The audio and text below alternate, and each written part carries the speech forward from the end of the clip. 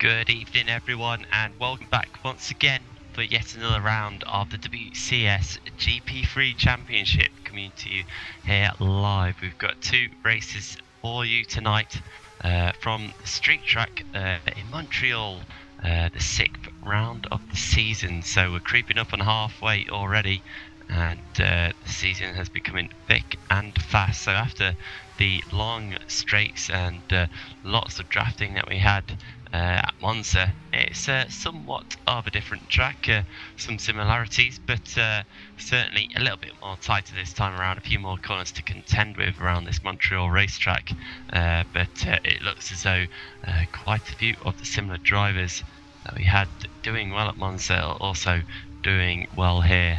I'm Sam Jones, your commentary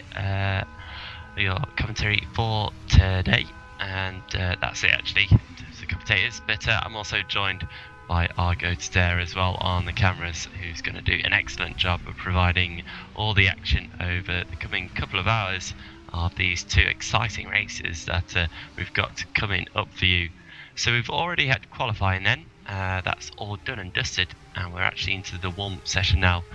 Just a few minutes, we've had about 3.5 minutes so far of warm-up, just to allow the guys to get used to the cars and just prepare for the race. But of course the big crucial session, qualifying, has occurred, and it was Jonathan Holmes then, your race winner in race 2 of that epic final battle that we saw last time out in Monza, who's kind of carried on where he left off with all that momentum. He's taken pole position in qualifying with a 1:28.580, and that was only half a tenth of a second quicker than Stefan Rualt, who is in second place. So a close qualifying there between the two of them, and it should prove to be somewhat similar in the race as well.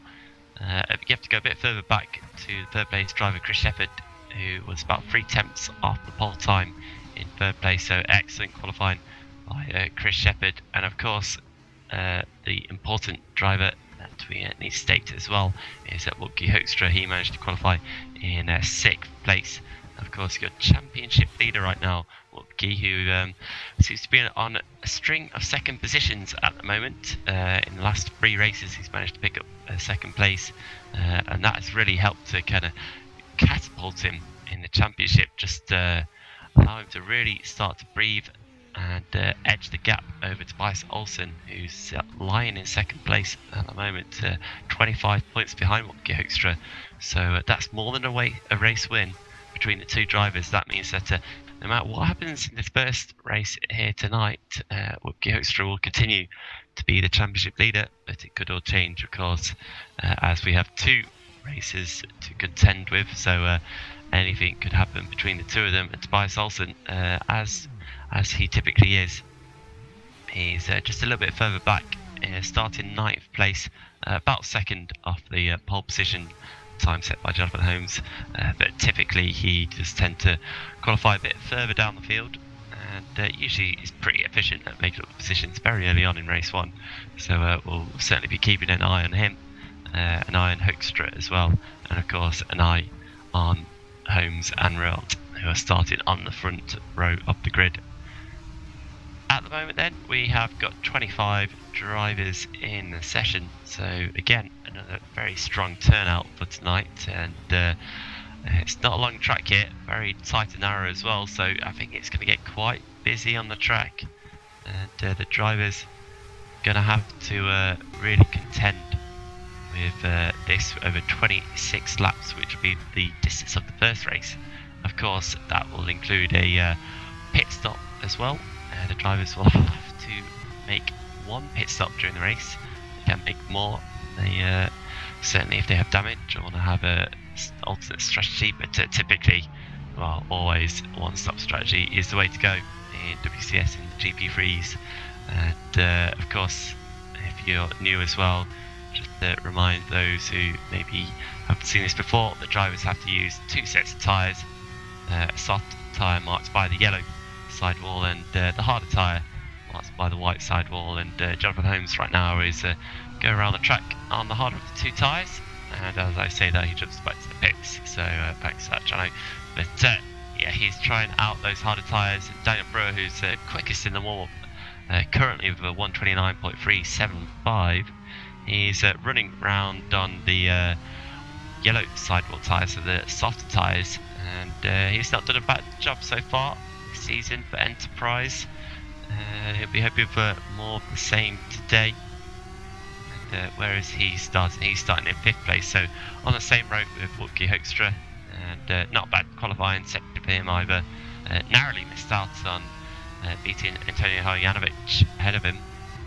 So the two Enterprise drivers are pretty close on pace. Makes you think that they're probably running a very similar setup. Either that or they're just well matched drivers.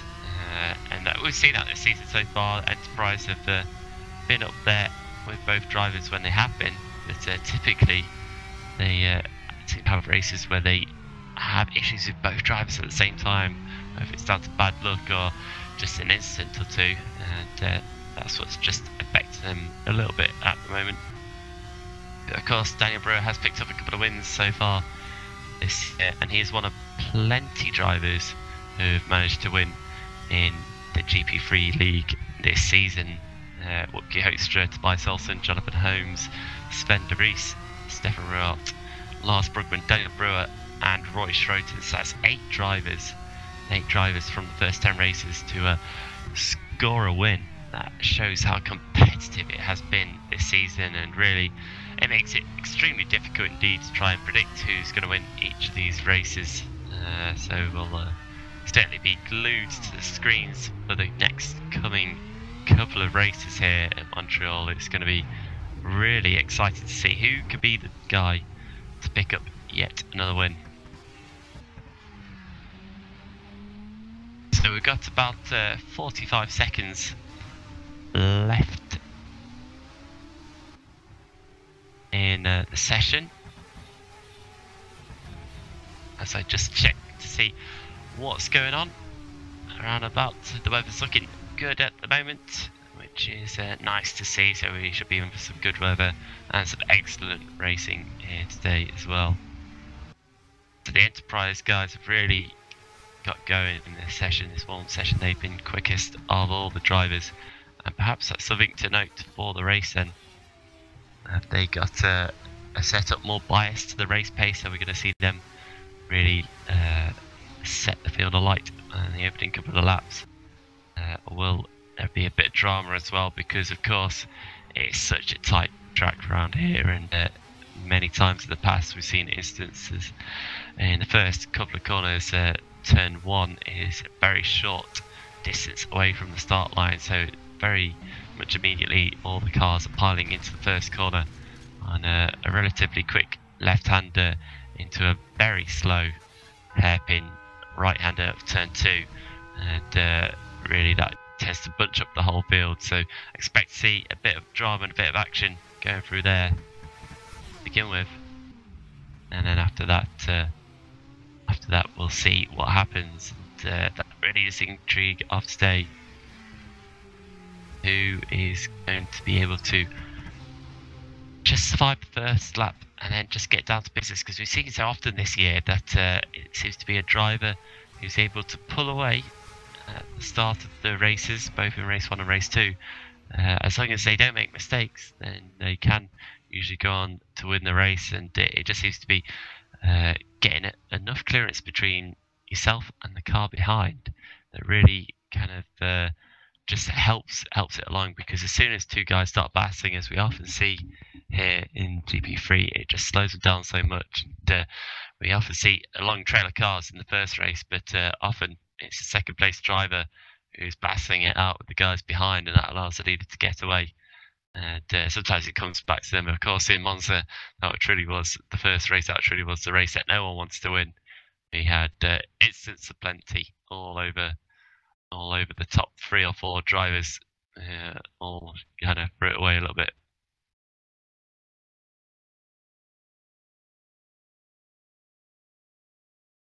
So we've come to the end of warm-up now then. Chris Kinsman in that beautiful looking yellow Intrepid Autosport car is the only guy left out on track. I still think that looks like a Jordan from like the early 2000s. When you look at it from the front and then from the side, it looks like the 2016 Renault.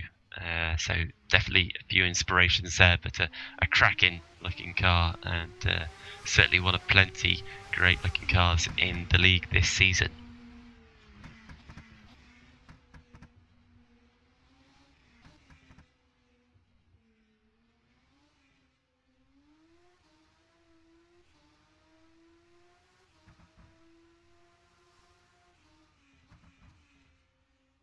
So I think we've just been waiting for Tobias Olsen to make his reappearance, and Tobias is back now, which is excellent stuff. So here we go then. I think we're going to be going racing any second now. Great field of drivers here today, 25 drivers.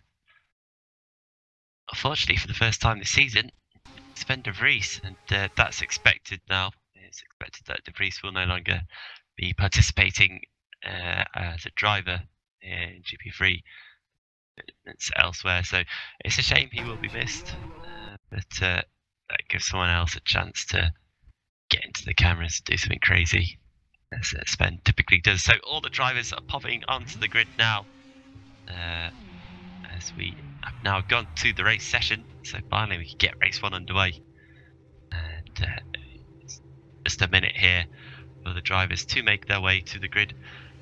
It appears as though we've lost Roy Vasile here. He's disappeared.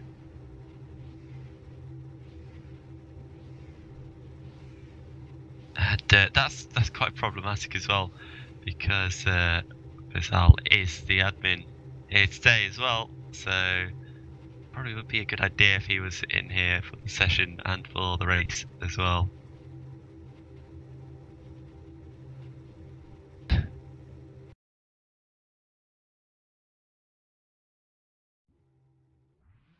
So apologies for that. It appears we've gone back to warm-up, and well, drivers the same red flag, but we didn't even get the race started really. So we'll just give it another couple of minutes or two. And Roy has popped back in, so that's all good stuff now. We should be getting ready to go anytime soon. So while we wait for that, of course, we can have a look ahead, see what's coming up in the future. Next week is something certainly to watch out for, something that you really don't want to miss, and that's the Megans, the Renault Megans, that will be featuring on Monday night, same time as it is now. That'll be going around the Norris Ring, and well, that's going to be excellent. That is. Unfortunately, I'm away next week, so you won't have to put up for me. So that's actually fortunate for you guys. You won't have to put up for me, but Josh Anderson will do an excellent job in the comms box, as he always does for the Megans without me. And yeah, Norris Ring is certainly a race you don't want to miss. That'll be a cracking couple of races. It's such a unique track. Effectively, there's only 4 turns on the track, and 2 hairpins and a chicane with 3 straights in between all of those corners as well. So yeah, that'll be incredible stuff. But back to the GP3s then, and it looks as though we are going to get ready to go now. All the cars are back onto the grid. Homes are real pop in, and everyone's on the grid, so that's excellent to see. The final couple of seconds of the pre-race has ticked away, and Jonathan Holmes then will lead them away, and he will take this field on their exploratory lap of Montreal right before all the action is about to begin. So Holmes MTG Racing, as I said, is on pole, and he's joined alongside by Stefan Rualt for Holland Racing Team. Chris Shepherd is in 3rd for Multiforce GP. The 2 Enterprise drivers are Pearl Yanovich and Daniel Brewer starting 4th and 5th. The championship leader, Wopke Hoekstra, is in 6th place for CM Tech Racing, with Roy Schroten for Racing Team Schroten in 7th, for Wesley Stefano for MDR in 8th. Menno Klont and Rob Mason for Positive Sim Racing. That's actually important to note. Menno Klont has switched to Positive Sim Racing. He's taken Sven de Vries' seat there. So after his exit display, the Monza clearly positive, were very positive and were really impressed with what Mano managed to achieve, and they've given him a role in the car. He'll be starting 9th with Rob Mason 10th for Stacks. Johan Lindberg is in 11th with Chris Kinsman, line up alongside him on row 6 for Intrepid Autosport. Theodorus Ezrologlu for TVR Blue Boss is in 13th with Jeffrey Fournier, the second of the Stacks drivers in 14th. Taking up the Holland Racing Team cars of Gerrit de Vries is in 15th place with Ryan Nash, Satellite in 16th. Niels Boss for Intrepid is in 17th with Tobias Olsen for Ice Cold Racing alongside him in 18th. Row 10 is made up of Roy Vazal for Performance and Jacob Pegg in the second of the Satellites, with Josh Downard in 21st for MDR and Joe Watts for JP Performance in 22nd. Rennick Hoekstra, the second CM Tech driver, is in 23rd with Vincent Dyke in the WCS Open Team car, so he needs a team. He's in 24th. Anyone who needs a driver, he's a guy that wants to race. And finally, rounding out the grid is Marco van den Broek for Racing Team Schroten. He'll be starting from last place. I don't think he qualified, why he's starting from the very back of the grid, so we'll see how he gets on as well in the coming few laps. So the drivers are all lining up on the grid now, and this is certainly going to be a difficult one to try and work out who's going to win it. Can Daniel Brewer or Holmes continue their runs of form and take the win, or will it be someone else? I'm going to go for Stefan Rott actually, because he's been away for a couple for the last round, and of course he won the second race at Silverstone as well, so he's my pick. But the lights are coming out now, and we'll find out who's going to win in 26 laps time, and we are go, and it's a good start by Holmes, and Rott also put away nicely as well right behind him. Chris Shepherd then receiving a bit of treatment from behind it. Oh, it gets a bit messy into turn 1 as Hoekstra dives through on the Enterprise cars as well. Roy Schroten on the outside as they go side by side and trying to make it single file now as we head into turn 3. The chicane here, 3 and 4, really tight through here. Fast chicane, and the wall looms on the outside as there's contact behind. Who was that? That's Fournier round, Lindberg round. Oh, there's a couple of cars off as well, and luckily it looks like they get back going. Gerrit de Vries had a bit of an issue, and Rob Mason all the way at the back of the field as well. He got caught up in that one, so disaster for him, but his car looks relatively okay. Jonathan Holmes then, though, he leads this. He's managed to keep his pole position so far. Stefan Rott is behind him in second place, and Chris Shepherd also in third, so no change for the top 3. But then you've got Daniel Brewer, Hoekstra, and Antonio Hojanovic is being challenged by Roy Schroten here. They're side by side into the hairpin at the end of the track, and here comes Menno Klont of Positive Sim Racing. Good start for him as well. He pulls up alongside Hojanovic, and he takes the position.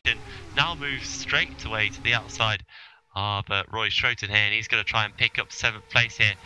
So Hojanovic tries to make it 3 wide down the straight towards the final chicane for the first time. They all just kind of slot in.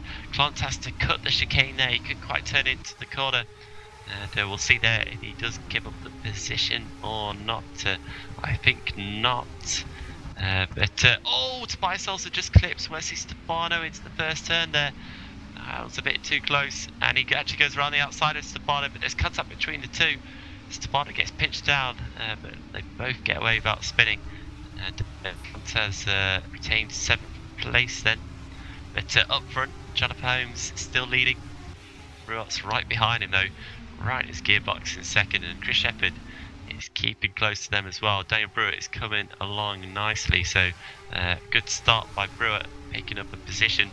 Of course, with Hojanovic falling back to 8th, and he's staying with the leaders right now. And just in the background, you have the championship leader, Wopke Hoekstra, also picking up a place at the start, and he's just about clinging on as well. So we'll see what's going to happen here into the hairpin.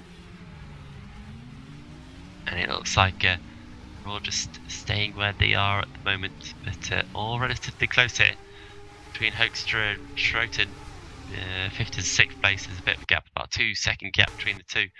And Schroten has got Klont, Hojanovic, and right behind him, Tobias also a bit further back. Look at that, Daniel Brewer and Chris Shepherd have made contact here.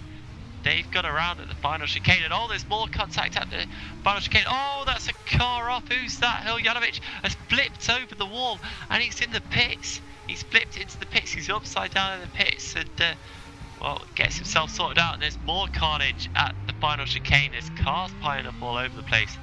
I think Van den Broek's been involved in it. Oh, there's more damage as well.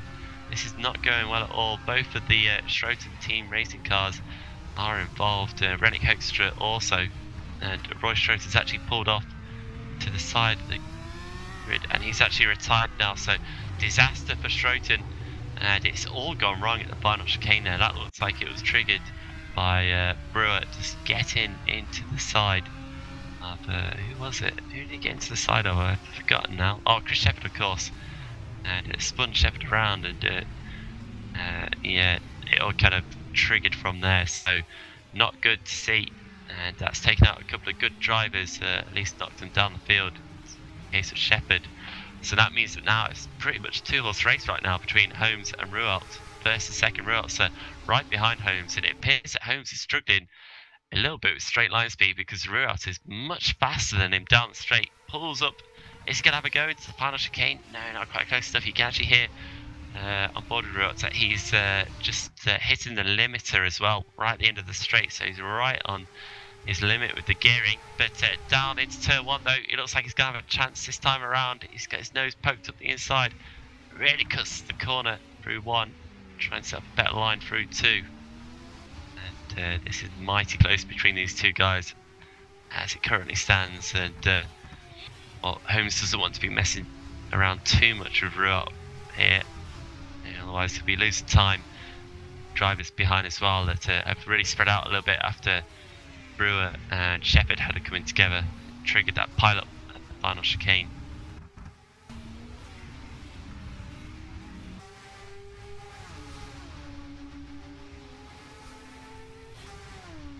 Right now though, Holmes still having to manage this pressure.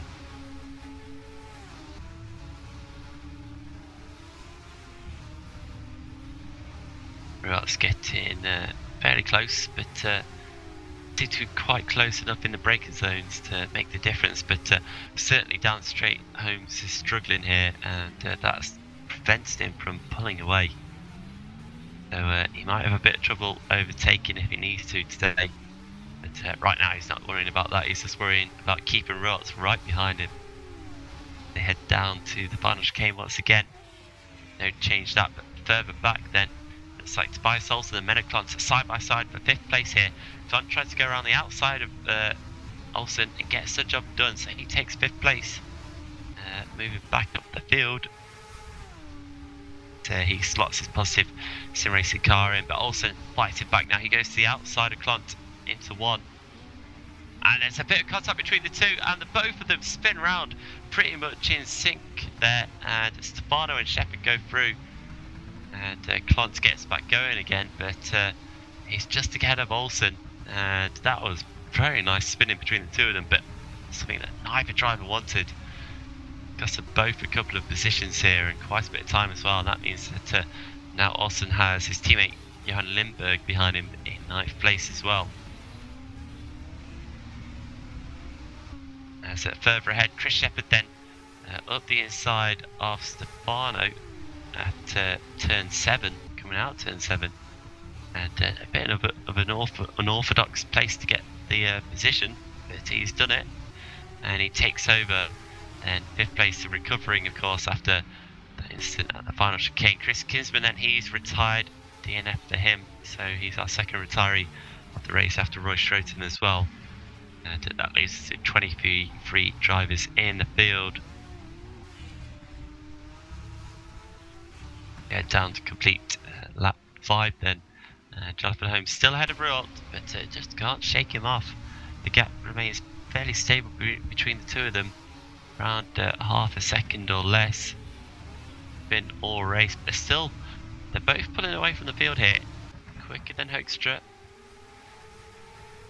Daniel Brewer is running roughly the same pace as them actually, but because he's further back in 4th place at the moment. But certainly looks like, as it stands, it's Holmes and Rualt who are going to be going for the win here today. But as we saw in Monza, absolutely anything could happen here. It's a very long race, and we're only about a quarter way through. So long time as what's happened here? Jonathan Holmes has disappeared. I'm not seeing Jonathan Holmes' car, and he's dropping down the order. That can only mean that surely he's disconnected here, and he has. Jonathan Holmes is out of this race, so disaster for Holmes. Again, another time when he's leading the race, something's gone wrong here, and he's not going to be happy about this at all. He's going to have a very bad start position for race 2 as well if he doesn't come back. And well, that just means that Stefan Ruart now all of a sudden finds himself first place, then 4.5 second lead Ruart has. That's a shame, because they were going to have a good battle.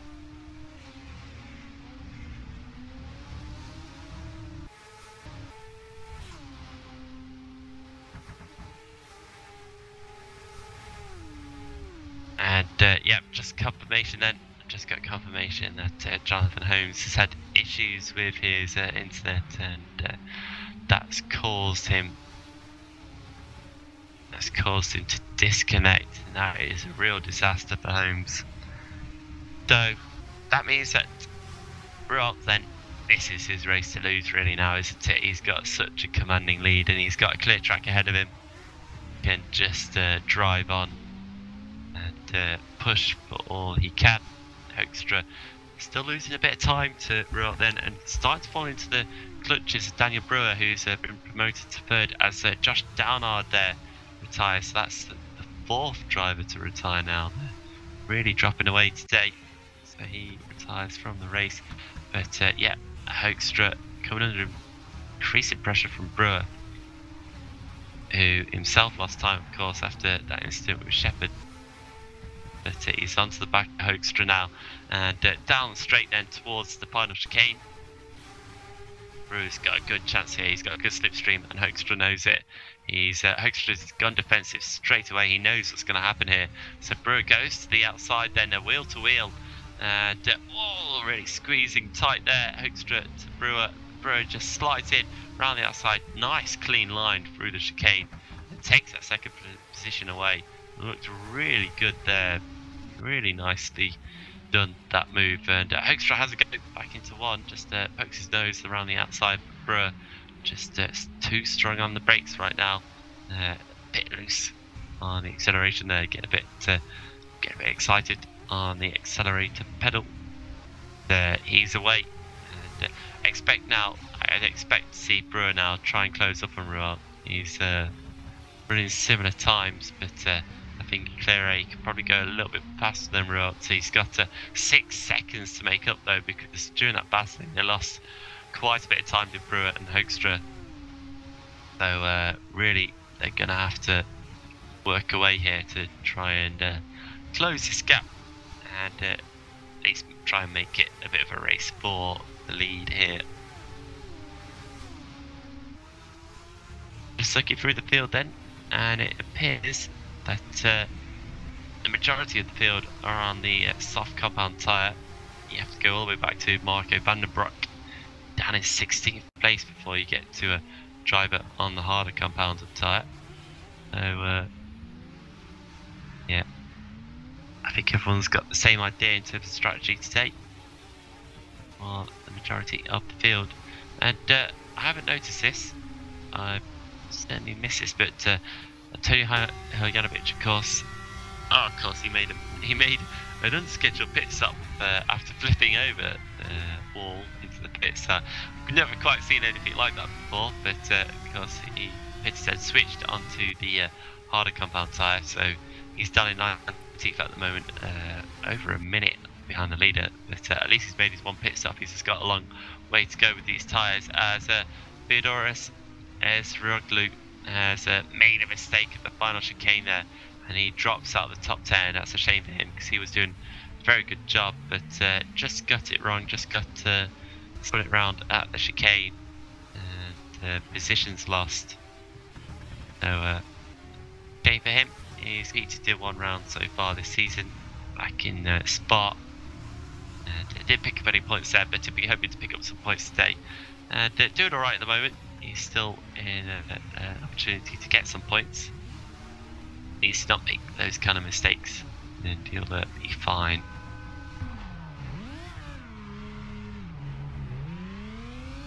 So just out of interest, Jonathan Holmes has rejoined, and he's currently lapping 2 laps down right now in 22nd place. But it's good that he's at least giving it a go, and he's going to have to just try and stick it out, make up a few positions if anyone has any issues. He might even catch a driver or two. As Vincent Dyke spun here, I think that's coming out of turn 7. He's lost the car and just gets it pointed back in the right direction, and lost it back in 19th place, lost a couple of positions to 48. And Janovic has Tobias also then is in the pit, so he's pitting nice and early here. End of lap 9, end of lap 8 actually, also, is it? No, end of lap 9, I'm very much mistaken. So he's pitted and he switches onto the medium compound tyre, then he comes back out just ahead of Jacob Pegg then, crucially for him, in 9th place, and he's right behind Joe Watts right now, so he wants to dispatch Watts very early on here. He doesn't want to be compromised now, because this is that Olsen's going to try and make up as much time as he possibly can. He was in 5th place before all of this, ahead of Menno Klon, but behind Chris Shepherd, and oh, look at that, there's so much difference in acceleration between Olsen and Watts coming out turn 7 there, and Olsen really got held up a little bit, but just got to be patient here, wait for Watts to make a mistake like he has done, and there we go. Olsen takes 8th place then from Watts, and he's on his way. Stefano up ahead of him is about 3 seconds down the road, so Olsen probably catch him fairly quickly, but he's got a little bit of clear air right now to make that up. Meanwhile, at the front, the pace has kind of gone off for Stefan Roat. He's done a 1:31.1. That's a good second slower than what he's been doing previously. That's just allowed Daniel Brewer to close the gap then down to 5.5 seconds. All the leaders, though, seem to be dropping off in terms of pace. Not in the mid-29s like they were before. They're more in the 1:30s. And even less for Hoekstra. Hoekstra's definitely struggling on these tyres now, so I think the soft tyre here is really starting to lose its grip very quickly, and that's why we've just seen Johan Lindberg, Wesley Stefano and Jacob Pegg all come into the pits then. So these drivers are wanting to get off these softs as soon as they possibly can, because they're just not holding out here. And this is exciting actually, because I think this is going to be an interesting one for strategy for race 2 as well.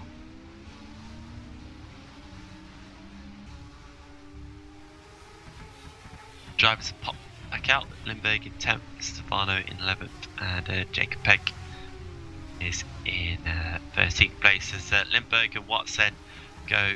Oh no, that's Lindberg and Vasile go side by side and down to turn 8 here, and Lindberg just squeezing Vasile out, and there we go, gets the position. So Lindberg back up into 8th and on his way. Next up for him will be Niels Voss, who's driving Intrepid, of course, and he's just been overtaken by Jonathan Holmes, and to show Jonathan Holmes his pace right now, he's overtaken the driver in 7th place, but of course that's not really going to do anything for Holmes because he's 2 laps down, but show what he could have done, and he's still been in this race, but already got a chance. He's only a lap behind Rennick Hoekstra now, so could make up some positions as Antonio Janovic there passes Marco van der Broek for 17th place, so Janovic is starting to make positions back up. As Gerrit de Vries then, he drops into the pits for Holland Racing Team. He clears it, gets rid of his soft tyres. Again, he'll be another driver that's on his way in a second. The gap between the 2 leaders has come down again. Roat's really struggling now on these tyres. Gap's down to 5 seconds between himself and Daniel Brewer. Does Roat drop into the pits this time around? No, he goes on again.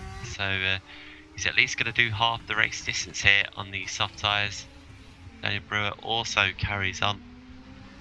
So not feeling the need to pit, even though the times have gone away from these drivers. Wopke Hoekstra, though, your championship leader from 3rd place, pops into the pits at the end of lap 12, so he will get rid of his soft tyres. Move on to the harder tyres.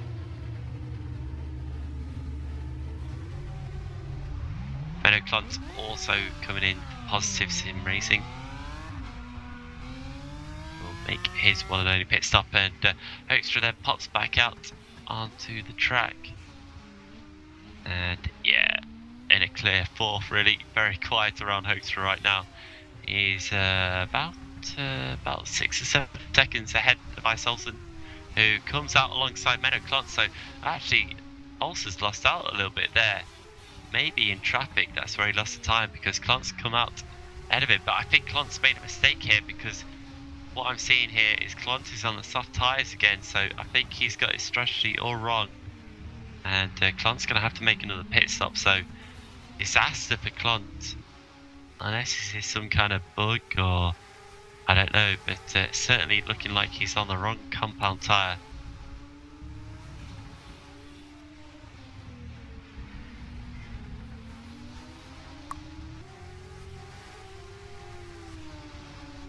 Okay, being told that Menno Klont hasn't pitted. I thought he had, so apologies if that's the case. So anyway, the 2 leaders are in. Stefan Ruhr and Daniel Brewer both come into the pits. 5.5 seconds between the 2 of them before they pitted. Chris Shepherd from 3rd also pitted in now. But we'll keep with the leaders right now because Ruhr's coming out. Brewer felt like an age he was in his pit box there. Question is Brewer going to stay ahead of Hoekstra? Hoekstra coming down the straight now, entering turn 1. Of course, Daniel Brewer gets to skip turn 1 here, goes straight into turn 2. Cuts the pit line a little bit on exit. But there we go, there Brewer back out ahead of Hoekstra, and that's about 2 seconds between the 2 of them. So pretty much as they were then before the pit stops. Not too much has changed, and Brewer is about 5.2 seconds behind Ruhr ahead as well. So now it's going to be interesting. Who's going to be the better driver on the harder tyres? Is it going to be Ruhr? Is it going to be Brewer? Is that Hoekstra good on these hard tyres? But we're going to find out at the half race distance right now. We completed 13 laps. We have 13 left to go. Let's see what happens here.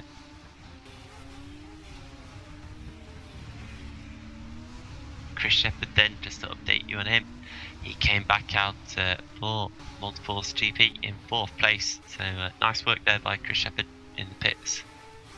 And he's 4 seconds ahead of Tobias Olsen, 5th place. Landberg is another 11 seconds behind Olsen. Getting fairly spread out here. Roy Vassal still yet to make a pit stop. And Menno Klont has made his pit stop now, so yes, apologies for that mix up. For some reason I thought I saw him pop into the pits, but I was wrong, and he's popped out in 9th place. I think that's probably going to be a net 8th place because Vassar's yet to pit. I think that's the only other driver who's yet to pit so far in the top 10. Wesley Stefano just gets round Roy Vassal in their final chicane, and it just tries to break the toe there down the pit straight. Oh, this Stefano, he gets a bit deep into turn 1. That's going to give Vassal a chance to come back in, but I think probably a lack of traction and a lack of grip on the softer tyres is going to make him struggle to find a way past it. But Stefano really having to take defensive lines into all these corners through turn 3 and 4, and now into the 6 and 7 chicane. But look at that, Vassal stood Stefano around the outside, so maybe on very old tyres here, but he's certainly keeping it going right now. Stefano just struggling to find a grip maybe on these tyres, and these harder tyres. They're side by side again. It's turns 8 and 9. Stefano has to jump across the chicane there and loses out to Klont there, so really bit too opportunistic. It's cost him a position in this race against Clont. Clont then running outside of Bazal. Bazal's going to hang him up to dry, I think, around the hairpin here. But nice traction there by Clont. Gets on the power well, even across the rumble strip, and they're going to be side by side. So no one's really going to be gaining any kind of slipstream advantage. Clont takes the position down the straight, but here comes Stefano. He's going side by side with Bazal as well. And takes the position also. So once again, Stefano back ahead of Bazal, and now onto the back of Clont. Is he going to have a go at Clont into turn one? Clont goes to the inside. Stefano takes the outside line, and they both outbrake themselves there. Really, Stefano goes very wide indeed, and Bazal again has an opportunity to get past Stefano. You can't seem to get rid of him here. They're side by side once again, wheel to wheel into 3 and 4. And Bazal once again takes the position. Oh, and Stefano slaps the wall on the outside there for good measure as well. Probably overdriving the car a little bit at the moment, just pushing a bit too hard.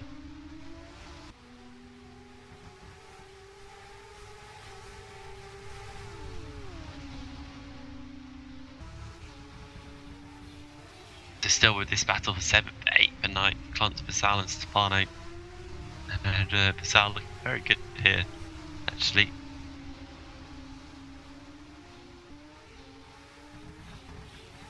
He's onto the back of Clont. He's having a look into the hairpin. And outbreak himself a little bit there. But gets good traction out the corner, but Stefano's right behind him now. Gonna slip streaming down the straight. Bazal's also picking up a toe from Clont as well, but it's not enough really. And that means that Stefano goes to the inside of Bazal here into the chicane, but Bazal breaks so late into the corner. Really nice braking there by Bazal. And he's able to hold on to the position and actually go ahead and maybe try and attack Clont a little bit. Big drive homes there on the right hand side, just coming out of the pits as well. Is he going to get involved in this? Cost 2 laps down, but just ahead of this battle. Hopefully he can pull away through so it doesn't affect this battle too much, because this is a good little fight right now. So further down the field, Vidos Esroglu gets turned around by, who was that? Rob Mace, I think it was, into the final chicane. And that's 4 positions lost for him, and that promotes Marco Vandenbroek into 15th place instead. So it's all happening today at the chicane. But right now, Stefano, again, just having to go at Bazal. Turn 8. But nothing on.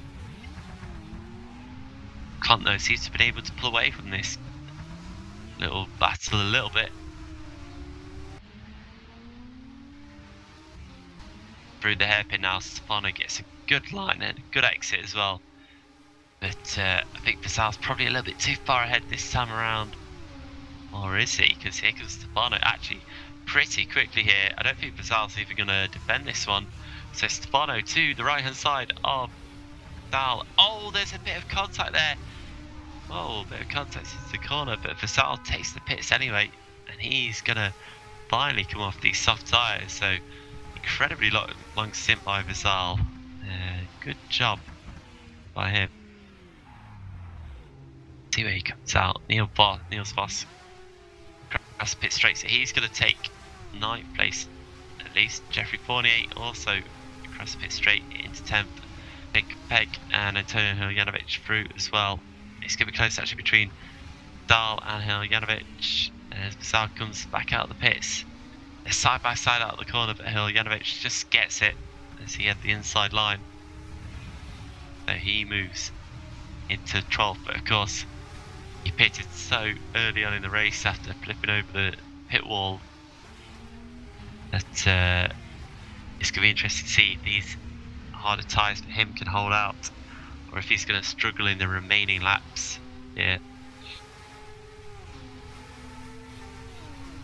We've ignored him a little bit over the last few laps, so we'll jump back to the leaders now. Stefan Ruart still leading this one after Jonathan Holmes' disconnection. A very lonely race for him, but it's a 4.5 second gap between himself and Brewer. And over the last few laps, looked very good since he's come out of the pits for Rualt. He's done a 30.6, a 30.2, a 30.0, a 30.2, a 30.0. So nice consistent lap times there. Meanwhile, Hoekstra done a couple of more laps than Rualt since he came out of the pits. Done a 31.1, a 30.3, a 30.8, a 31.0, a 31.4, and a 30.6. So struggling for consistency is Hoekstra and Brewer. Look at his lap times. Oh, interesting lap times here. He's done a 29.3, 29.6, a 30.1, a 30.4, and a 30.1. So Brewer initially quicker than Hoekstra, but sorry, quicker than Rualt, I should say.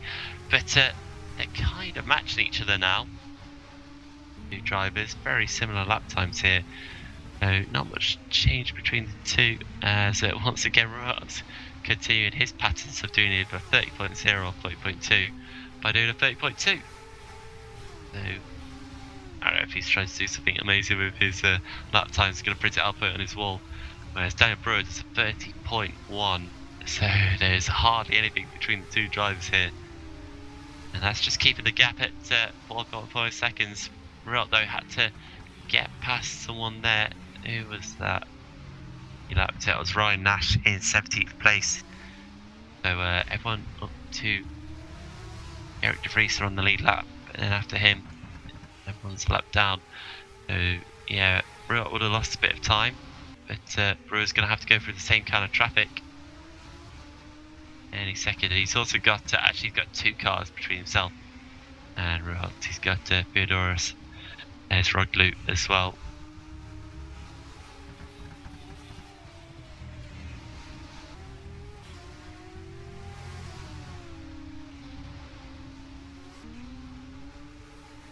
Further back, it would actually appear that Chris Shepherd is catching Woodkey Hoekstra here.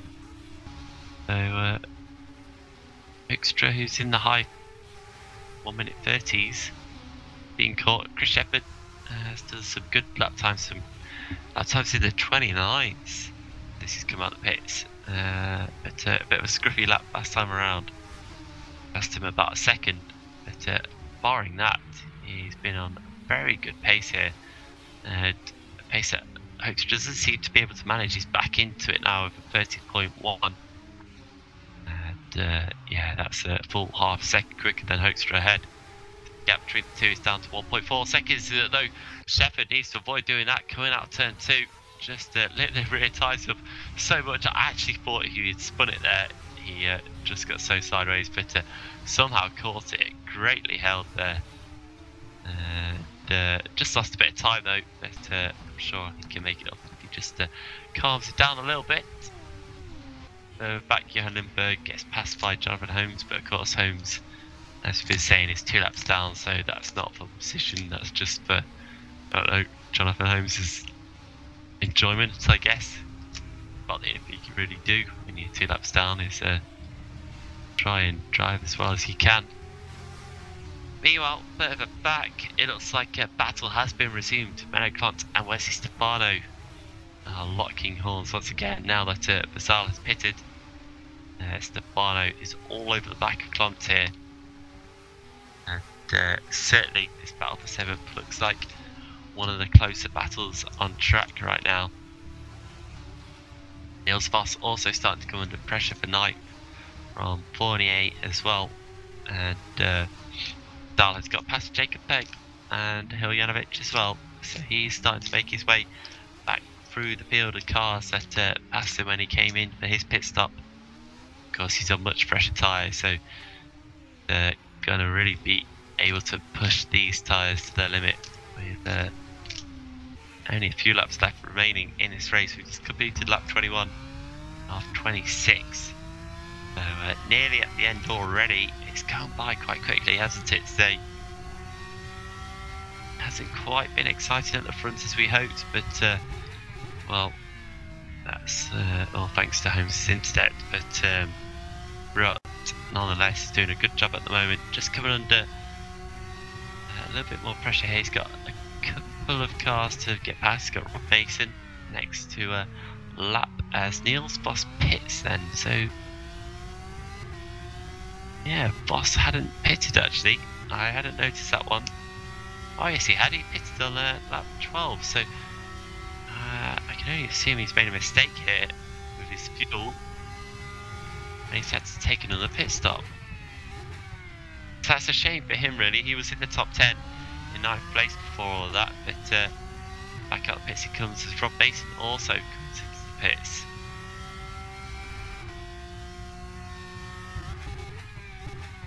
On 15th place.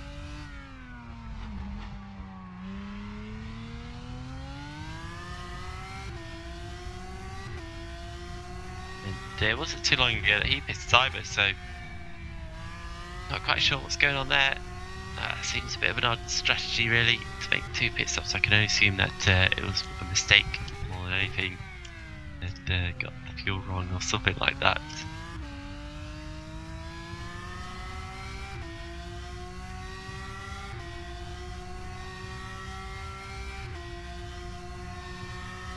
Meanwhile, back at the front, all of a sudden Daniel Brewer he's still doing good laps, but he's closing in on Rualt, and that's because Rualt's pace has gone off over the last 3 laps. So, like I was telling you, he was doing 30.2s and 30.0s. He's now, over the past 3 laps, has done a 30.8, a 30.8, and a 30.7.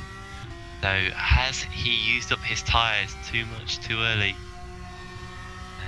And is he going to pay the price now? Because his gap is certainly coming down between himself and Brewer, down to less than 3 seconds. But can Rualt hold on, since he's only got about 3 laps to go after this one? Cross the line then, and it's 2.6 seconds between the two, so another 3/10 of a second down. So something's gone on here. Hoekstra has been passed by Shepherd coming out the chicane. I saw there was I think that was Ryan Nash spinning in the background as well, but Shepherd takes the podium position away from Woutke Hoekstra. Hoekstra hasn't quite looked on the kind of pace that we typically see him in so far today, and Shepherd's done an excellent job pouncing on that. Of course, picked up a podium in Silverstone, missed out on Monza, but he's back here again at Canada and showing that he's got some good pace here today. Had a nice qualifying. Did very well in qualifying indeed to get 3rd place, and after being involved in a tangle early on with Daniel Brewer, finds himself back into 3rd, and he's done an excellent job. He has got a bit of traffic to contend with though. He's got Esroglu and Gerrit de Vries ahead of him. He's going to have to try and find a way past, whilst of course keeping the championship leader behind him as well. So not an easy task indeed for Shepherd right now, but so far he has done an excellent job.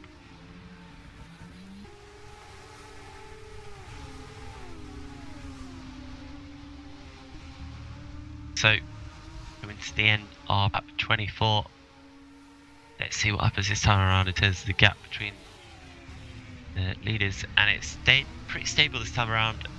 2 minutes. 2 minutes. That'd be a huge gap, wouldn't it? It'd be a very boring race. It's 2.5 seconds between Rualt and Brewer there. So yeah, very much stable over the last lap, and that's because Rualt is just able to, pick up a little bit in a 30.3, a bit of a better time that time around, back to the pace he was doing when he first came out the pit. So Brewer's going to have to do something special here if he wants to catch Rualt. Rualt just needs to keep doing these laps for a couple more times around this track here. And Shepherd really under pressure from Hoekstra right now. Hoekstra hasn't given up. He wants his podium. He's been on the podium for the last 3 races, and he doesn't want to miss out now.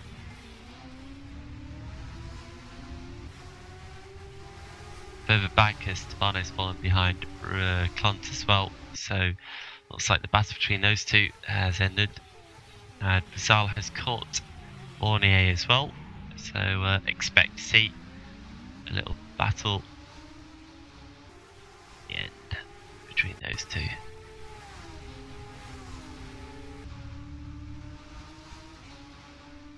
Cross the line then, start the final lap, goes Stefan Ruot, and as he crosses the line, again, Brewer's only able to take a 10th second out of him.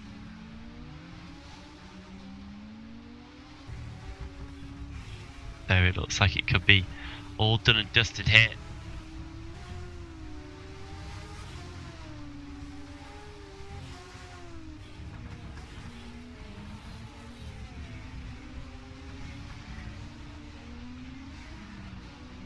Chris Shepherd then has managed to pull away from Hoekstra by about a second as well.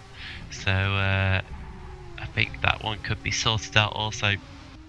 Olsen by himself has his Limburg Concert a couple of seconds behind him. Stefano by himself, and Fournier and Vassal there very close together now. Vassal there goes to the right hand side of Fournier down the back straight towards the final chicane. They're going to be wheel to wheel. Looks like Fournier is slightly ahead in terms of straight line speed, but Vassal brakes so late there, nicely done, and takes that place away from Fournier, who's on the softer tyres, is Fournier, but well, I guess he took the harder ones to start the race, don't really know, but Vassal gets that 9th place, and very nice race there by Vassal today, and a good long stint to begin the race, but good effort, but the guy's done an excellent job. It's Stefan Ruot then, he comes around the final corner, down the pit straight then, Stefan Ruot, he will win here, the first race in Canada, his first race back after missing Monza, and he's picked up where he kind of left off in Silverstone by taking the win. An excellent win for Ruot, and that's going to help him very nicely indeed in the championship. Daniel Brewer then, after that tangle at the start of the race with Chris Shepherd, manages to pick up second with Shepherd in 3rd place as well. Wubke Hoekstra was just slightly off the pace that he usually is today, but still 4th place is very good for him and beat his closest challenger in the championship, Tobias Olsen. Johan Lindberg then, oh wow, look at this. Menno Klontz caught him up over the final lap here, and it looks like Lindberg's just about going to get out ahead. Klont clips and hits, as nearly spins it in the wall there, pushing very hard right at the end, but has to settle for 7th positive sim racing. With Wesley Stefano then home in 8th, just about gets it across the line, and a nice little pirouette, some good ballet there by Stefano. Roy Vassal then, he's just about going to beat Fournier, is he? Yes, he does. Takes 9th place then for Vassal. Fournier in 10th. Antonio Juljanovic is going to recover to 11th, and did it all at once, pit stop as well. Good effort by him after flipping over into the pits at the start of the race. I've never quite seen anything like that. Jacob Pegg came home in 12th, nice result for him. Niels Boss could have been a top 10 for him today, but I don't quite know what happened with his pit stop strategy. But good pace by him though, good to see. So hopefully he can do a bit better in race 2 with that kind of pace. We might see him in the top 10, who knows. There was plenty of drivers 1 lap down here. Joe Watts in 14th, Gerrit de Vries 15th, Es Roglu in 16th, Marco Vandenbroek in 17th, Ryan Ash in 18th, Rob Mason in 19th, Vincent Dyke in 20th, Jonathan Holmes after that, well, disastrous disconnect for him. He won't be too happy about that one. He was 2 laps down in the end, but at least finished the race and picked up a position right at the end as well from Rennick Hoekstra, who retired. Only 4 retirees: Hoekstra, Downard, Chris Kinsman, and Roy Schroten. So, not a bad race today at all. That first race, again, a bit of a shame that Holmes wasn't able to,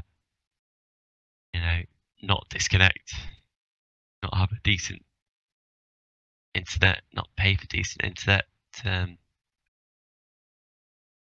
But nonetheless, Ruot, can't fault him. He did an excellent job. He did exactly what he needed to do.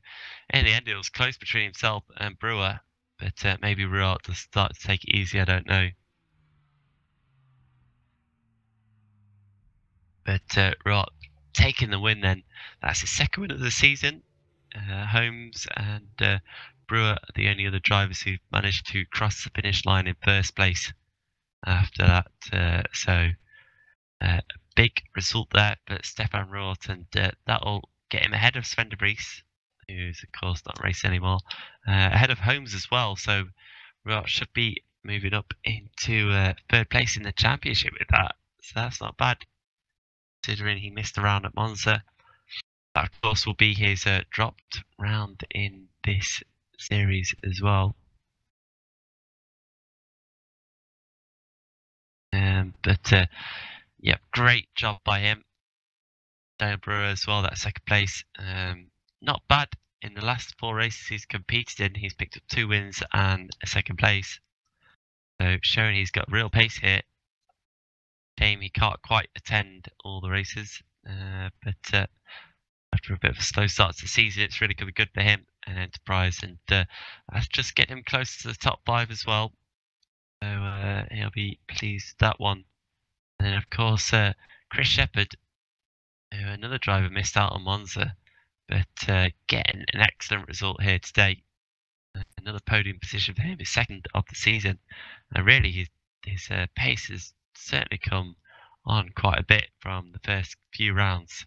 And well, he's going to be well and truly inside the top 10 now because of that finishing position there, and he'll be very pleased. But Hoekstra, as always, doing what he needs to do and managing to extend his lead here in the championship, because he beat also by 1 position, 14 seconds between the 2 of them.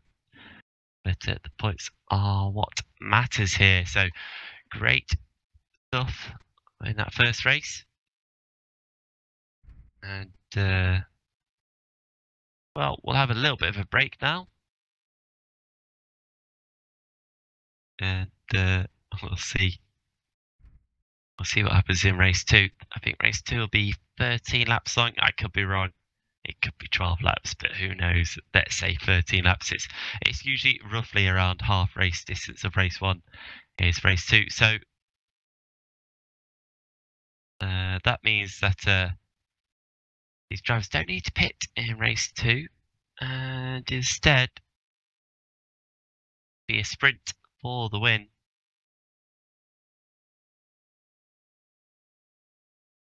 I wonder if, though, who's going to pick the soft tyres, who's going to go on the harder tyres, because you could definitely tell at the start of the race there in that first stint, the drivers were just started to drop the pace a little bit on the softer tyre, and that really there didn't seem to be too much of a time difference between the 2 tyres either. So probably would say that most of the guys are going to go onto the hards. I could be proven wrong though, but that's my estimation for today.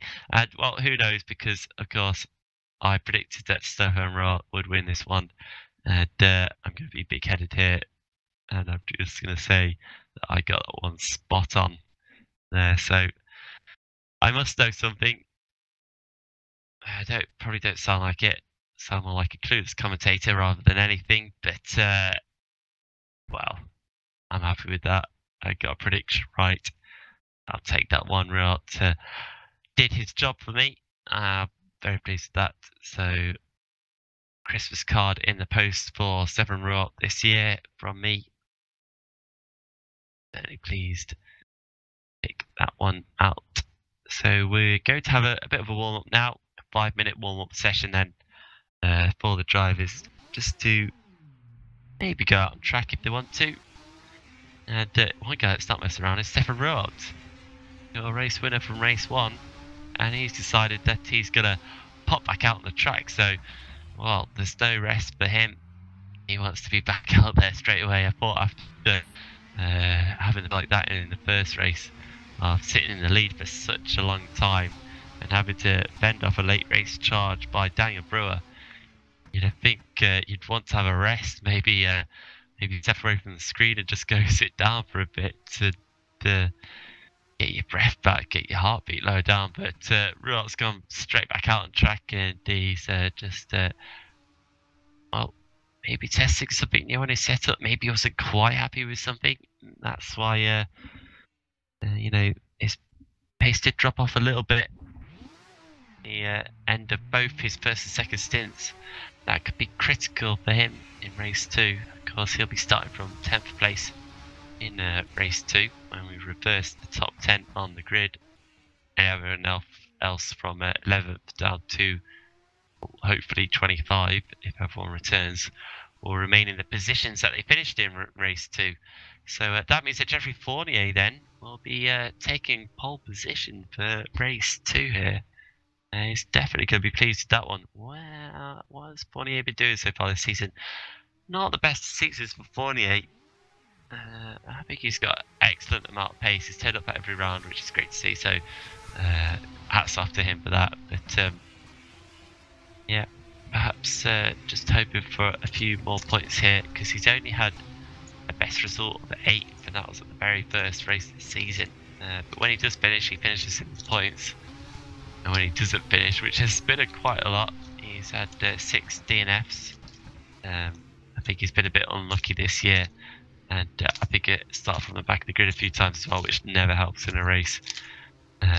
So at least now he's got a chance to prove himself. You never know, he could become the 9th different race winner in GP3 this season.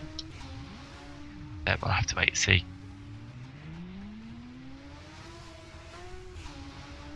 Just thinking about it then, I've just noticed that one driver we are missing today, which is a bit of a shame actually, because he's certainly been excited for what we've seen of him so far. Is Matthew Williams.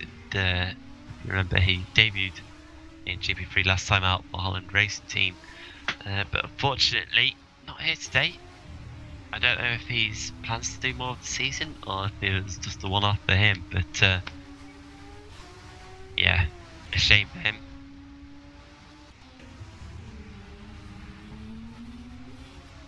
So we've got about a couple of minutes left in the warm-up right now, and another driver then to watch out for in race 2 could also be Jonathan Holmes, starting down in 22nd place, and he'll be charging through the field, or at least hoping he will do, but well, we'll have to wait and see. He could get caught up in a crash, as he classically does in at least one of the 2 races they're racing around, it seems.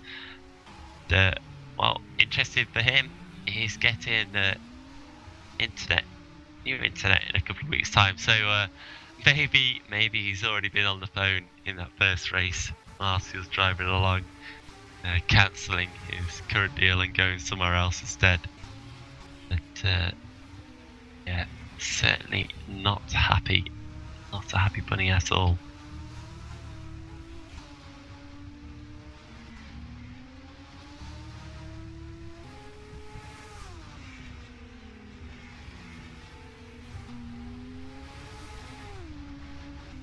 So just under a minute left to go then, and I think I've noticed one appear in the server that I didn't see in the first race. Yeah, that's right. Very eagle-eyed here. Eric Stambard then for for Missouric Racing has turned up. So another driver has come along for the second race. That's nice to see. Nice to see Eric in that Missouric car. And from the side, for some reason, that car from the side, it reminds me of a Sauber on my small screen that I have. I've got a nice big monitor, but I've got it all loaded up on a very small screen, so from far away it looks a bit like a Sauber from the side, but I'm sure you guys at home are probably telling me, no it's not. It definitely doesn't look like that at all.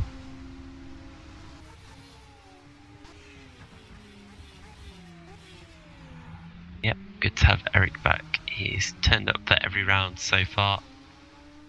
Yeah, missed the second race at Monza, but at least he's here in Montreal. So we'll see what he can do. As we come to the end of session then. And very soon enough we're going to be going to the race.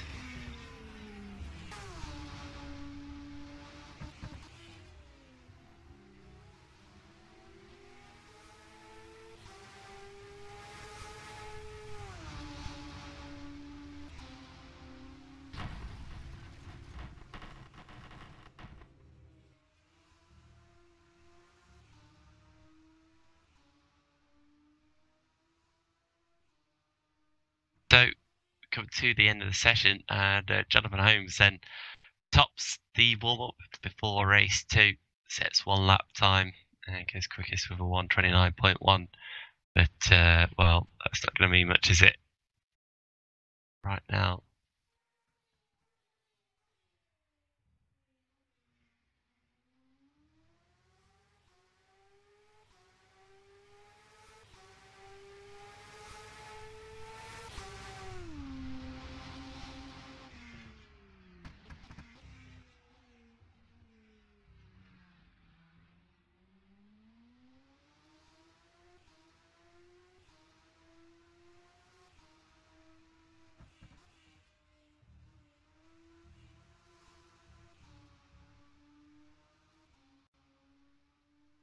So the grid is being set now, so we should be going to the race anytime soon. Everyone's pretty much to return to pits, only Jeffrey Fournier out on track. See what Fournier do from pole position, of course, in race 2. I don't think we've seen Fournier on pole so far this season. I think we've mainly seen him start fairly far back, either from missing qualifying or not having a good qualifying. But now he's got a good chance to show exactly what he's capable of. They're quite excited by that prospect, of course. He's a good driver, is Fournier. So expect to see him put up a fight and perform fairly well here. Whether it be enough for a win, though, not too sure about that one. And we switch over to the race then. So everyone pops out onto the track now, and we'll be getting underway very shortly indeed.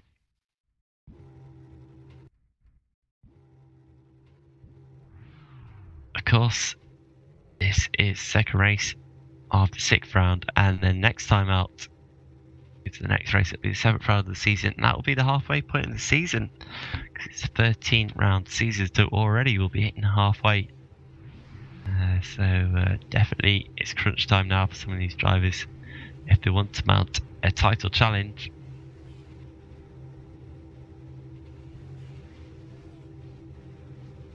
And this could be a big one today as well. Drivers to mount the title challenge. I think we're missing a couple of drivers here. We've got 23 drivers on the grid. I think someone, 1 or 2 who took part in race 1 haven't come back for race 2.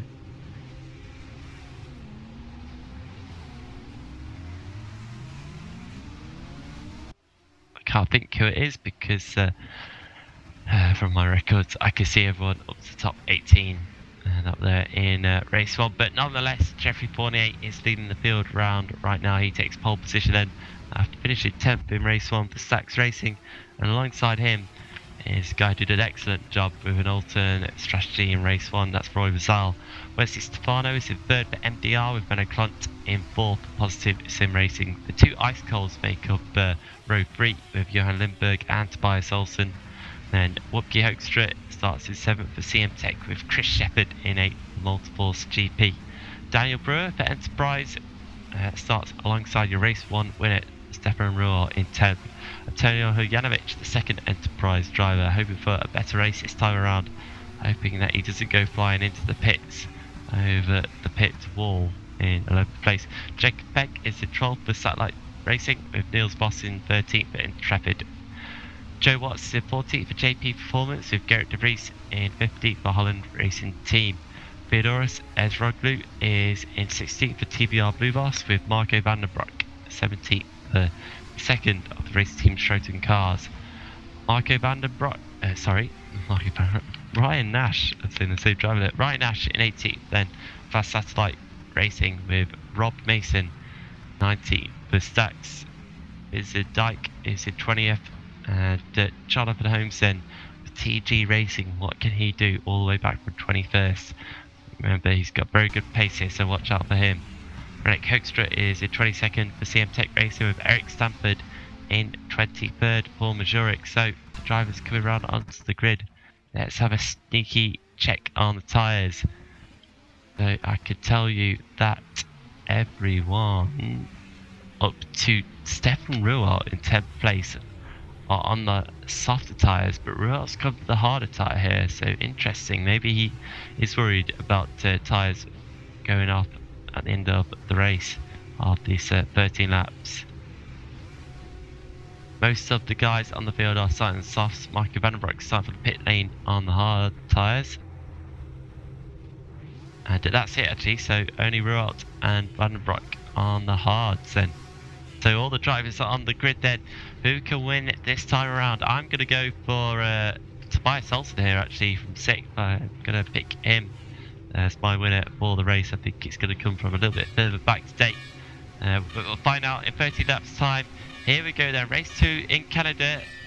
It's underway here. Nice start by Fournier, gets off the line well. Vassal also off the line with a good start. Clot in behind, but Vassal and Fournier then side by side into one, but Fournier keeps the position behind them. Look at that, Lindbergh and Hoekstra side by side for 6th as well. Looks like Hoekstra is going to come out on top and get the inside line for the chicane of turns 3 and 4. Meanwhile, Olsen and Lindbergh nearly coming together as teammates there, very close indeed. Brewer slots in behind, Chris Shepherd in 9th, and Ruel's already dropped back to 11th, so not a good start for him either. So perhaps just struggling to get his tyres up to temperature. But Fournier and Vassal are away. Those two have split the field.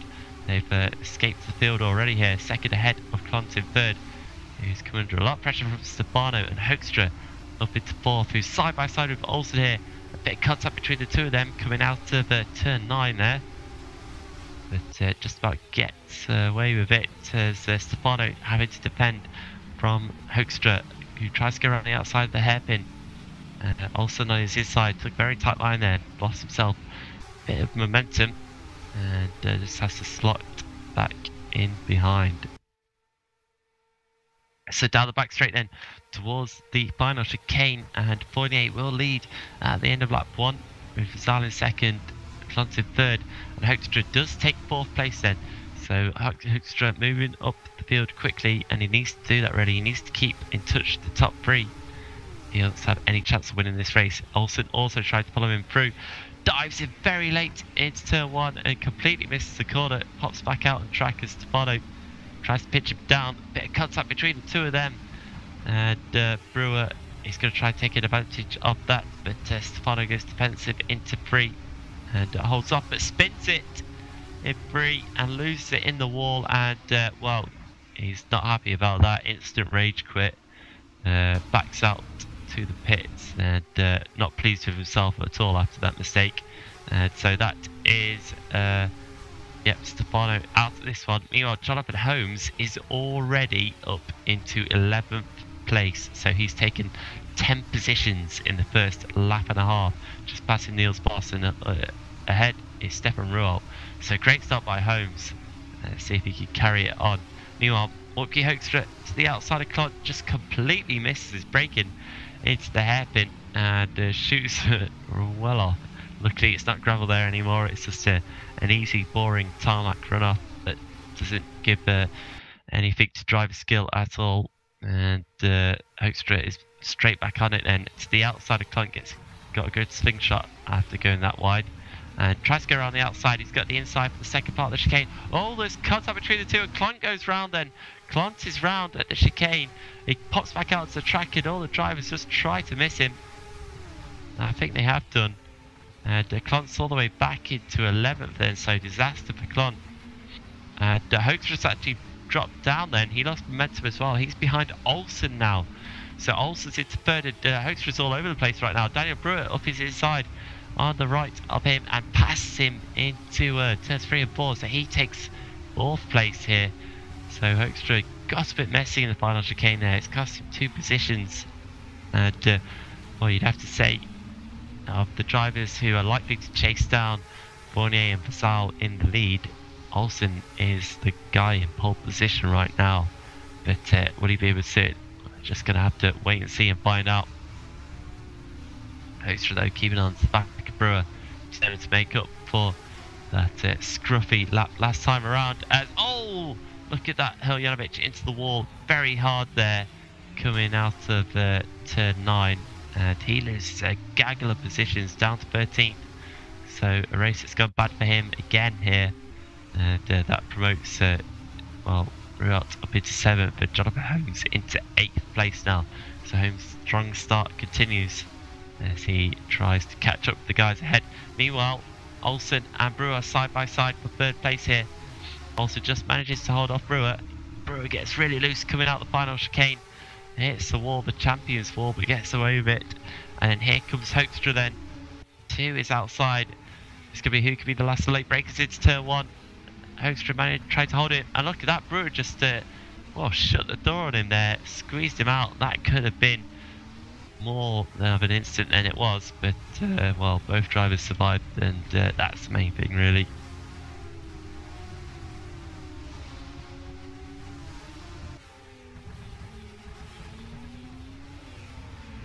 But whilst all that battling has been going on, all 3 of these drivers have still been catching Roy Vassal. Roy Vassal is 2.5 behind your leader Jeffrey Fournier, and he's certainly being caught now by Olsen, Brewer and Hoekstra, who are still very, very close together for 4th and 5th place. Shepherd also doing nicely here for Multiforce, and he's starting to catch this good little group of cars as well, with Ruelt and Holmes just a bit further back, also trying to close the gap. Johan Lindberg then also retired. I missed that one, so he's out of the race. He's the 2nd retiree of the race, but his teammate Tobias Olsen is coming under large pressure right now because Brewer's tried to go around the outside into the final chicane. Gets the job done, has he? Oh, there's huge contact between the 2. Olsen's in on the grass and somehow keeps it out of the inside wall. I thought he was going to spin there, but he's going to lose another place here to Chris Shepherd.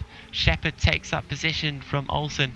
Olsen back to 6th, so after a bit of argy-bargy with Brewer, he's lost the position. Brewer didn't actually gain anything in the end there because Hoekstra passed both of them, so Hoekstra's back in pole position of that group of very quick drivers right now. It really is a lot of big names there. Hoekstra, Brewer, Shepherd, Olsen, Ruel and Holmes all in a line, and only 4 seconds separating 6 of them. So this is a really exciting little battle. But Brewer catching up with Hoekstra once again, who is also in turn catching Vassal. But at the moment, Vassal just about doing enough. He's not as quick as Fournier. Fournier is pulling away. But while whoever's in 3rd seems to end up battling with the guy behind him, Vassal has been able to just hold on to that position. But now I think he's starting to really come under pressure here. He's got Hoekstra right behind him, down straight. You just feel that Hoekstra is going to have the slipstream. He does indeed. He pulls to the left-hand side then of Hoekstra, and look at that, before we've even got to the chicane, the job has been well and truly done. And Hoekstra takes that 2nd place then. He's on his way. Brewer has got to get through here as well now, as quick as he possibly can. He has to pass Vassal. Can he get there? He's going to go to the left-hand side of Vassal. It's turn 1. Vassal brakes very late, just snatches the brake there, but keeps the inside line for turn 2. He's going to have to get the power well though. And Brewer on the grass there, nearly forced off the track, and just has to slot back in behind Vassal. This is playing into the hands of Hoekstra very nicely here.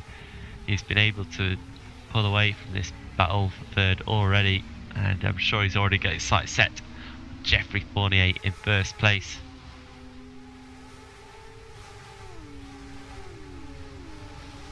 Here we go then. What can Daniel Brewer do? Can he get past Vassal? Route 8 and 9. Still the same as whoa. Looks like Ruot's falling into the grass of Holmes as well, defending very, very aggressively there. As Shepherd goes wide, tried to pass I don't know who was trying to pass there. I think he was trying to pass everyone. He just made a mistake and slots back in though behind Brewer, but here he goes. Look at that, he's got good slipstream on Brewer, but so is Brewer on Vassal. They're going to make it 3 wide then, down the back straight towards the final chicane, but Brewer's already got the position done. Shepherd's having a look up the inside of Brewer. Oh, there's contact between the 2. Shepherd goes round, Brewer's gone across the, no sorry not Brewer. Oh, and Holmes is in the wall hard. Oh, what's happened to Holmes there? He's made a huge mistake, had some positions made up and, well, put it in the wall, and disaster for him. But after all of that, then Brewer into third, Roy Basal back to fourth, Tobias Olsen on the back of Basal, as is Stefan Ruel.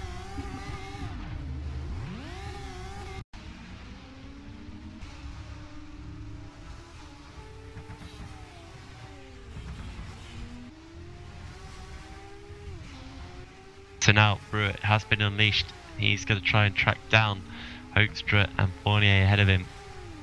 Fournier though putting in good lap times here, mid 1 minute 30s. Not the fastest on track, but good times nonetheless. Further back though, Olsen and Ruot side by side going into the final hairpin. And Ruot gets that position then. Although Olsen, look at that straight back up the inside of Ruot there. Once again, wheel to wheel coming out the hairpin. And down the straight. Who's going to get the toe off the Zyle? Looks like Ruot just slightly. But this is neck and neck right into the final chicane. Also breaks so late there, but somehow manages to keep it in. Oh, but he spins it. Whoa! Don't usually see that from Olsen. He spun the car. Just got on the power a bit too much coming out the chicane and lost it. And here comes Klont then to go around Olsen as well, who's back down to 8th place now. Disaster.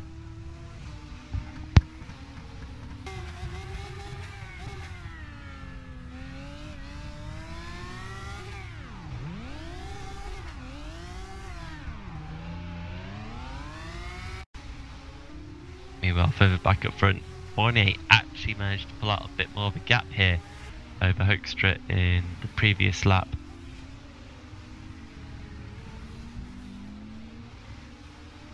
He's actually coming under a lot of pressure himself from Daniel Brewer.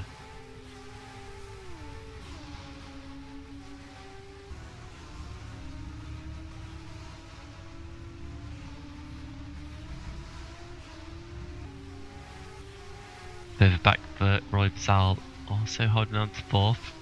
Stefan Raw in 5th. Just behind him, Chris Shepherd a bit further back. And Olsen now trying to challenge Klont with Holmes. Looking like he's struggling a bit in 9th place. I think taking a bit of damage.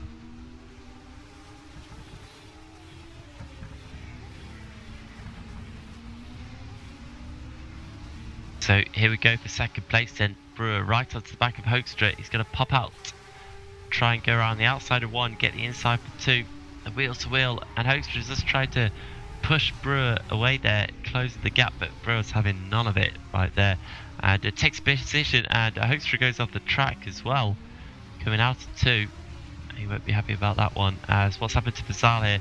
Basal's had an issue. He's dropped back to 8th place, so he's lost positions to Ruat, Shepherd, Olsen and Klont.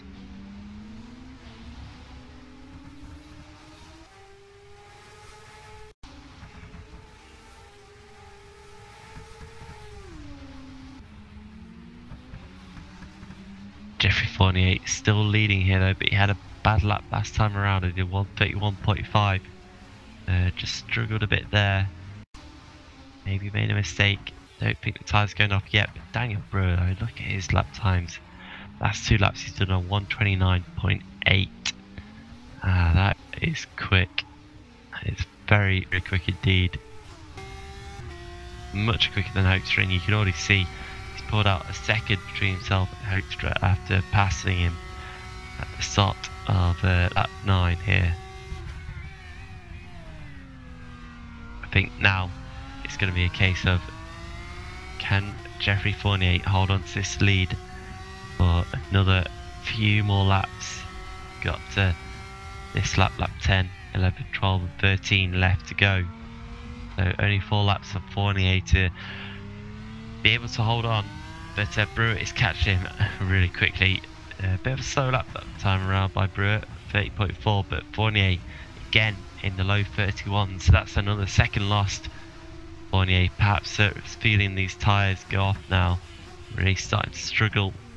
And that yellow car of Hoekstra just about holding on there, but not quite sure he's got the pace to match Brewer. It could come down to a freeway tussle though. If Brewer gets stuck battling with Fournier, I think it's a matter of time of when Brewer catches Fournier. Now, such is the pace differential between the two drivers.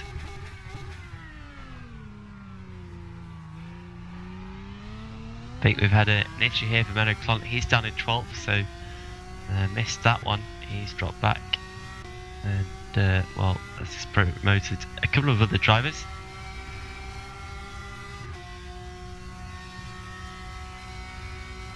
Or just separate out a little bit between drivers outside the podium positions, but for the drivers in the podium positions, it looks like it's starting to get closer and closer. Now 0.8 of a second between Fournier and Brewer. Again, huge differential in times. 0.8 of a second that Fournier lost to Brewer that lap alone. It's just showing out Brewer really is looking strong here.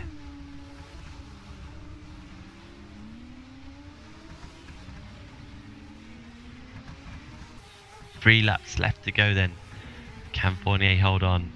I think this is going to be the lap where Brewer gets onto his gearbox and could have a chance of overtaking him. Maybe it's that final chicane. So even if that doesn't come off, it'll still be 2 more laps for Fournier to try and hold on here. Brewer just looks so quick today in the race trim and race pace. Especially at the end of the stint, he seems to be able to maintain the speed where others around him start to lose it a little bit. And maybe that's just down to a good setup and just getting his driver's style right. Right now he's getting everything right because he's a half a second behind Fournier and really catch up quickly in the slipstream. Not quite close enough this time around into the final chicane to have a go, but going to give himself a chance. Coming down the pit straight, a bit wiggly though, a bit loose on the power. Perhaps not quite close enough to have a go into turn 1. No, he's being patient here, you can see that. Maybe need to battle too hard because Fournier just went a bit deep there into 1. Made a bit of a mistake. He's got 2 laps to hold on here, Fournier has. But you just feel that once Brewer gets a good slingshot out of the hairpin down that back straight into the final chicane, that's going to be his best chance. It really is an exciting end to the race here. So we didn't quite have in the first race, but we certainly got it now. And don't forget about Wupke Hoekstra either behind. He's closing in on this pair. And of course Brewer's losing time now behind Fournier. You can see it in his driving. Just struggling with the car a little bit more. Not quite as easy to get the car turned in. Oh, so deep into the final hairpin for Brewer. But can he get a good run out the hairpin? No, not really actually. Not the best of corners for him. And perhaps that's enough for Fournier to hold on, at least for this lap. And it's going to take it down to the final lap then, is it? Or is Brewer feeling like he can have a go here? No, too far behind. You see Brewer breaking early as well into the final chicane, just so he can close up in the corner. And he's done that nicely this time around actually. Fournier now under massive pressure going into the final lap. Brewer then goes to his outside. He's going to have the outside line for turn 1, but he'll have the inside for turn 2. Hoekstra's right there as well. Oh, there's contact, and Brewer goes around.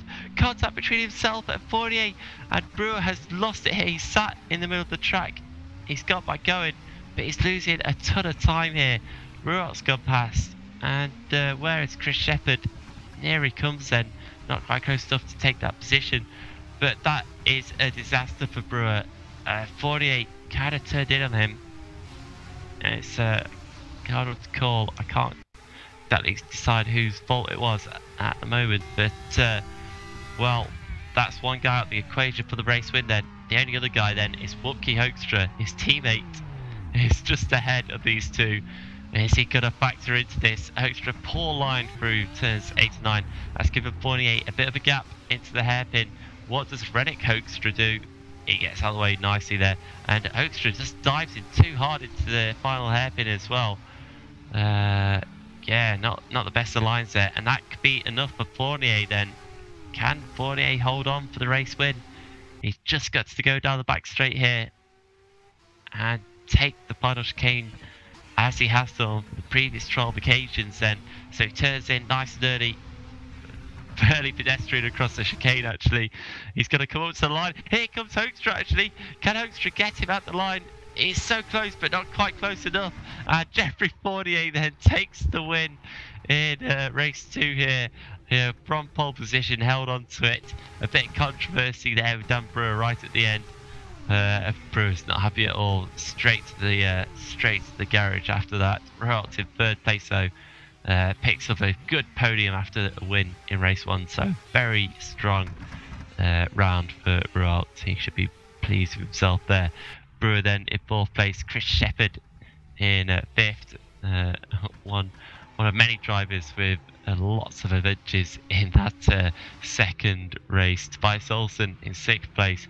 Jonathan Holmes brought it home nicely in 7th after start 21st. Could have been more had he not binned it in the chicane, the final chicane. But so many drivers have done that today, easily done. Roy Vassal did nicely actually in the end to pick up 8th place after starting 2nd, and certainly held his own against some of the quicker drivers around him. So a nice all the points for Vassal today. Good couple of results for him, 9th and 8th in the 2 races. Niels Boss, I said he could get into the top 10 if he just had a good race here in race 2, and he did it. And I'm pleased for him because he's looked good around here today. So hats off to you, Niels. You've done a nice job there getting into the top 10. Antonio Janovic in 10th place. Again, a race to forget a little bit for him. Had the pace to be higher up, but just a bit of a mistake cost him a few positions. Jacob Pegg then in 11th. Ryan Nash in 12th. Menno Klont all the way down in 13th after being up in 3rd at one point. Marco van den Broek in 14th. Vincent Dijk in 15th, the last of the guys on the lead lap. And then Joe Watts, Theodoros Azroglu, and Eric Stanford all the lap down with Rennick Hoekstra, Gerrit de Vries, Rob Mason, Johan Lindberg, Wesley Stefano, your 5 retirees from the race as well. So very exciting race 2 there that went by extremely quickly indeed, and retreated again to a battle right at the end. I thought Hoekstra could have had a go at Fournier, but just overdrove the car a little bit in the final sector, or a couple of sectors really, and cost himself a realistic chance of taking the win there. But well, Fournier has done an excellent job indeed. We'll just wait around a little bit because we have one driver waiting to come in for an interview. Hoping we'll get a couple more. So we've got a few guys to say hello to and get their views on what's been a cracking couple of races so far this evening. We'll do that in a second, and I'll give you a rundown of what's coming up in the next couple of weeks. And then after that, that'll be just about it for everything tonight. And well, it has been a great night, really, all round. A good couple of races, really exciting racing as well. And well, keeping the championship interesting. Hoekstra still doing a good job in the championship of picking up the points where he can. Not quite getting the wins, but disconnected.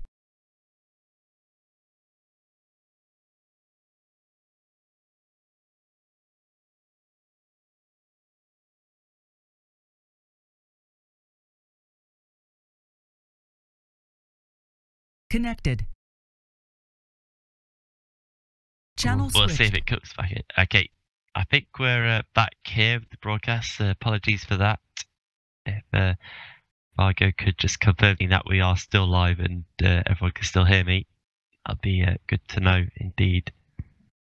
Yep, we're all live and good. So excellent. Right then, what we'll do, we've got one person to interview at least. We'll see if anyone else turns up, but at the moment, it's of course your guy, your championship leader here. And a guy who seems to like finishing on the podium and really likes finishing in second place this season. No wins today, Whoopkey, but again, you've been able to extend your championship lead over Tobias Olsen and the rest of the field as well. So, Whoopkey Hoekstra, I'm sure you're glad with what you've done. If it wasn't quite a win, which you nearly had there at the end of race 2.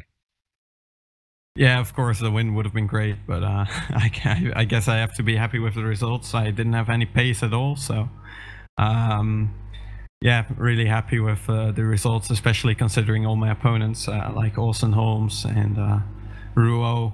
Well, they didn't outscore me, so that's all good. And sorry, yeah, nearly the win in the end. I think I could have had Geoffrey if I could have stayed close to him during the corners, but I lost a bit of time due to the understeer, due to the dirty air. So that was unlucky, but still second place and fourth place. It's still a good haul of points, and that's what I'm here for. Yeah, excellent night in terms of your championship. Definitely. That race 2 though, very interesting stuff, as you said. Nearly getting 48 right at the end, and well, I suppose it kind of all came to you after the clash between Fournier and Brewer. I don't know how you saw that one in the first couple of corners on the final lap. It was a bit of contact between the two of them, and Brewer went round. How did you see that from your perspective?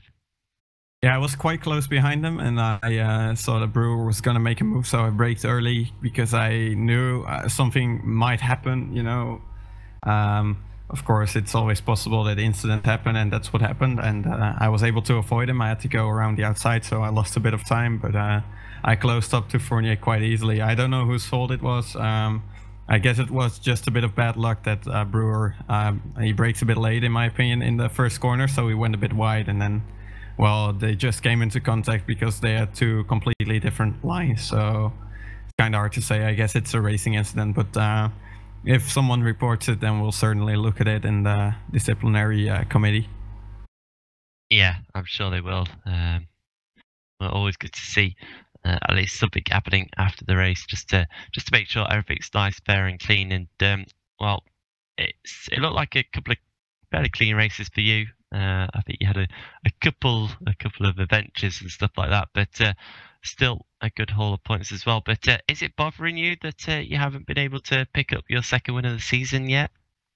Not really, because you know, I'm not here to win. Well, I am here to win, but I'm also here to have good racing, and as long as I get good racing, that's very important to me. So that's the best you can get, and I'm happy. And I got good racing today. I stayed out of trouble mainly. Yeah, I had a few incidents with Menno, which was unlucky, and also some other guys. We pushed each other wide, or just small contact, but nothing major. So that's all good. Yeah, so of course I would like a second win, but for now I'm happy with all the results I'm getting, especially the podiums. Yeah, excellent. I mean, it's been, what has it been now? Four second places in the last 5 races. Well, yeah, 4 second places in the last 5 races. All right, actually, that's incredible consistency. Can you really explain that? Is that just down to pace and just practice each time around? I don't really get to practice a lot. Well, I could, but I'm simply too lazy. So usually just turn up in the afternoon or evening of the race, and then do a few laps. I'm usually not quite on the pace of the leaders, but yeah, they usually clear themselves. They have contact with each other, and then they get out of the way for me. And my main goal is always to stay out of trouble, and that's working so far. I mean, I haven't had a major incident in these 1.5 seasons here. Just a few minor ones, and yeah, I guess I can be happy with that. All right, so something massive is going to happen next time out then, undoubtedly after saying that then. But final question for me then, okay, I always like to talk about the future, and next up, Bruno. I don't think we've seen it before in WCS, and I always associate it with touring cars more than anything, and motorbikes as well, but around here with the GP3s at Brno, lots of sweeping corners, bit of a different track to usual. Any thoughts on it? Are you looking forward to it? Are you a bit anxious about it, or is it you just looking forward to racing? I'm just kind of curious. I haven't raced there, at least not recently, so it's going to be quite interesting to see how we get along there. Got to learn the track, so maybe I have to start practicing a bit earlier and see what happens. Could be a good track, could be a bad track. We don't know, and yeah, just gonna try to get two good results again. Channel.